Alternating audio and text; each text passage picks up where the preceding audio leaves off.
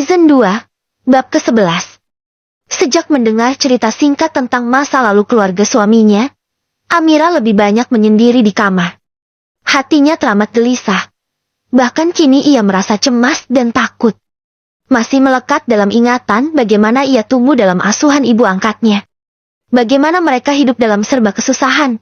Dan bagaimana mereka harus berpindah dari satu tempat ke tempat lain, dan terkesan mengasingkan diri dari orang-orang. Meski sangat tertutup, sepenuh hati Amira yakin bahwa ibunya adalah sosok penyayang dan lembut. Tidak mungkin tega melakukan sebuah kejahatan, apalagi sampai menghilangkan nyawa orang lain. Mata Amira terpejam diiringi lelehan air mata. Ingatan tentang malam perpisahan dengan sang ibu beberapa tahun lalu terlintas kembali. Amira, ingat pesan ibu. Apapun yang terjadi, jangan pernah ceritakan kepada siapapun bahwa kamu adalah anak ibu. Kalau suatu hari nanti kamu melihat foto ibu dimanapun, jangan pernah mengaku sebagai anak ibu. Rahasiakan sendiri, dan tunggu ibu jemput kamu dalam keadaan yang lebih baik. Bagaimana kalau ternyata orang yang dicari Mas Lan adalah ibu? Aku harus apa? Apa aku harus tetap merahasiakannya? Amira termenung dalam dekapan kesunyian.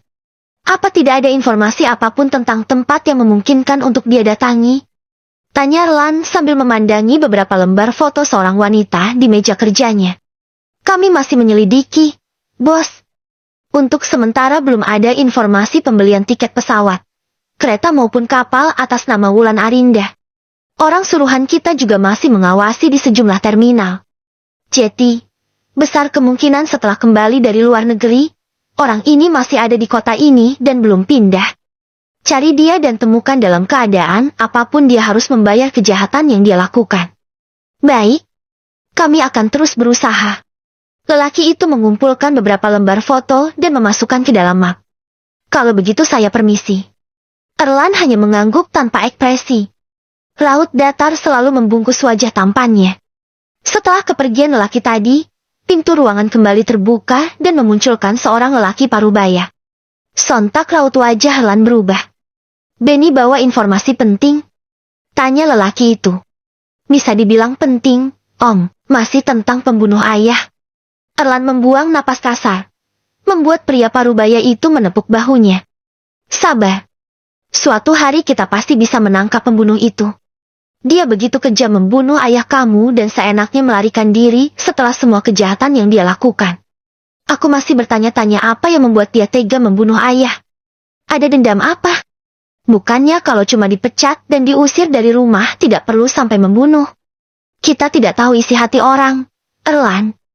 Orang terdekat pun bisa jadi pengkhianat. Makanya kita tidak bisa percaya kepada siapapun.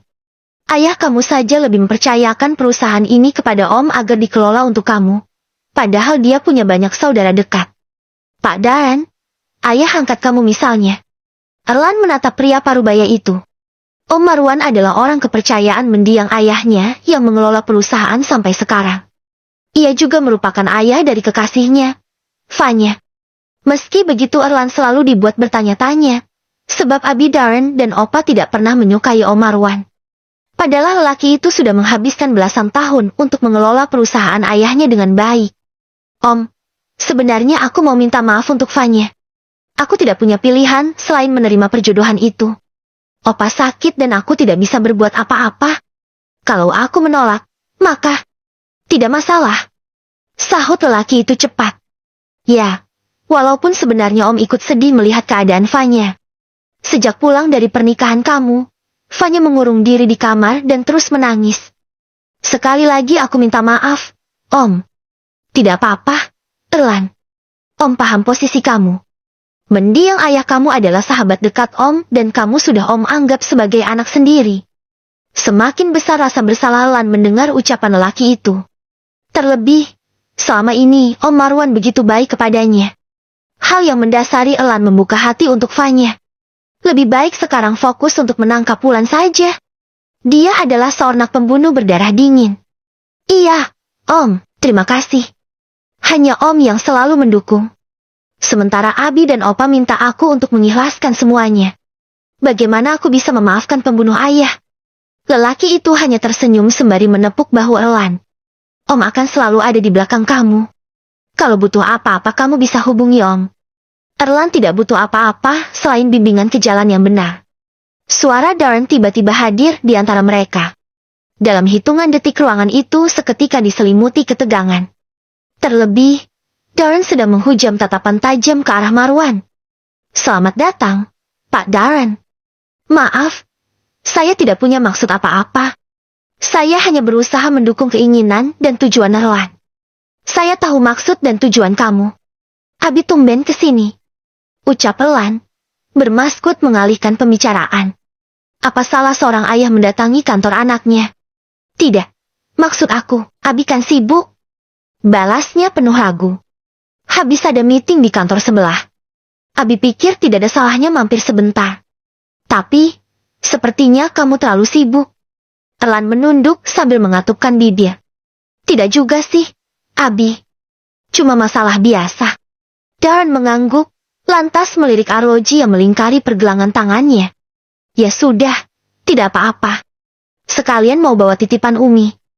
Umi buat rendang kesukaan kamu. Makasih, Abi.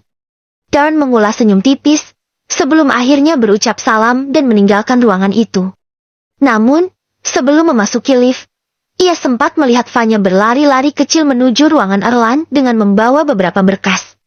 Darren menggelengkan kepala, pakaian wanita itu selalu terbuka memamerkan aurat, membuat Darren menarik napas panjang. Bagaimana kabar si pengantin baru? Tanya Alfian. Siang itu ia bersama Darren dan Gali sedang menghabiskan waktu makan siang di sebuah restoran sekalian membahas kerjasama perusahaan mereka. Alhamdulillah, baik. Jawab Darren.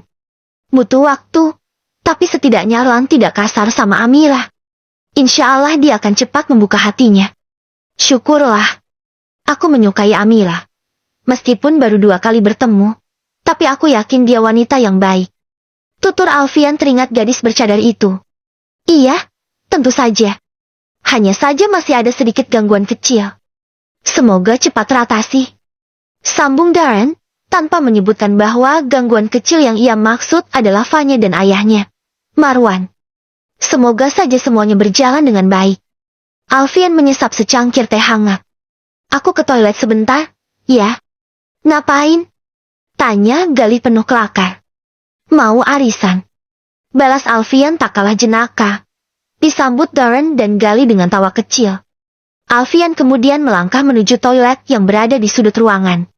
Jadi si Marwan itu masih memegang kuasa atas perusahaan yang ditinggalkan Salman.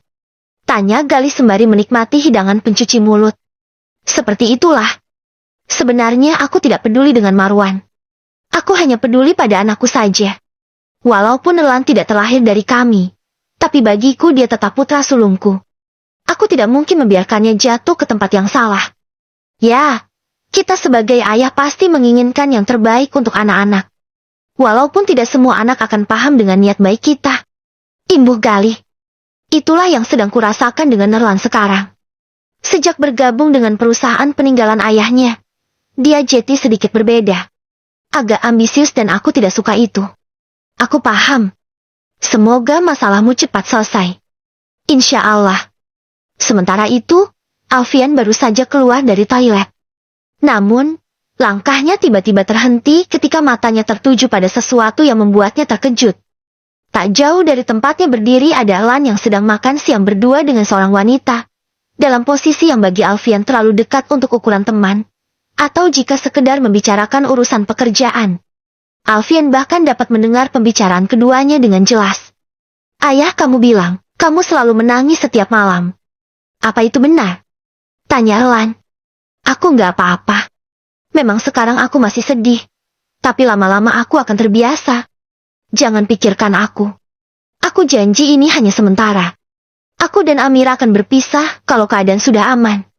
Wanita itu hanya mengulas senyum, lalu menempelkan bibirnya pada ujung sedotan. Sudah lihat wajah Amira? Enggak tertarik. Balas Erlan, menciptakan kerutan di kening wanita itu. Jadi kamu belum lihat wajahnya sama sekali? Enggak mungkin. Kalian kan sekamar. Aku melarangnya membuka cadar di hadapanku. Ayolah, Van. Sekamar dengannya saja aku muak. Apalagi kalau harus melihat wajahnya. Kamu enggak seranjang sama dia. Aku menyuruhnya tidur di sofa. Tapi, dia kan istri kamu. Fanya memasang wajah prihatin. Istri di atas kertas maksudnya. Ucap pelan menegaskan. Aku tidak menganggapnya sebagai istri dan tidak akan pernah. Sepasang mata Alfian terpejam mendengar pembicaraan itu. Sesak tiba-tiba mengepung dada. Ada amarah yang entah dari mana asalnya. Tak tahan mendengar pembicaraan keduanya, Alfian segera beranjak menuju tempatnya duduk bersama Darren dan Gali. Kok lama? Tanya Gali. Alfian terdiam sejenak seraya menarik napas dalam. Ia lantas melirik Darren. Bro, bukannya itu anak kamu? Coba lihat dengan siapa dia di sana. Alfian menunjuk Erlan dengan matanya. Sontak Darren dan Gali menoleh ke arah yang dimaksud Alfian. Mata Darren pun memicing dengan rahang mengetat. Sorot matanya mengalirkan kemarahan yang tersembunyi. Terlebih, setelah melihat Fanya mengusap sisa saus yang melekat di ujung bibir Erlan. Itulah yang aku maksud gangguan tadi. Maksud kamu Erlan dengan gadis itu ada hubungan begitu? Tanya Gali. Darren tak menyahut. Namun, raut wajahnya sudah mengalirkan jawaban yang sebenarnya. Bukan hanya Darren yang kesal. Alfian pun merasakan hal demikian. Memikirkan Amira, yang seharusnya meneguk manisnya masa pengantin baru. Ironisnya, suaminya malah makan siang romantis dengan wanita lain. Seandainya Amira adalah anakku, aku pasti sudah menghajar Erlan. Gumam Alfian geram. Sebentar, ini tidak bisa dibiarkan. Darren segera bangkit meninggalkan tempat duduknya. Sementara Alfian dan Gali hanya duduk di tempat. Menunggu apa yang akan dilakukan Darren. Selamat siang. Sapa Darren, mengalihkan perhatian dua orang yang sedang menikmati makan siangnya. Sontak Erlan dan Fanya terkejut. Wajah wanita itu seketika pucat. Terlebih, Darren menghujam tatapan tajam ke arahnya. Loh, Abi. Erlan terperangah. Selamat siang, Om. Sapa Fanya ragu. Ia menunduk dan tak berani menatap lelaki itu lagi. Fanya, apa kamu lupa kalau Erlan sudah punya istri? Saya rasa tidak pantas kalau kamu makan siang berdua dengan suami orang. Dan kamu, Erlan, ingat kamu adalah seorang suami. Kamu bukan bujangan lagi yang bebas berkeliaran dengan lawan jenis yang bukan mahram.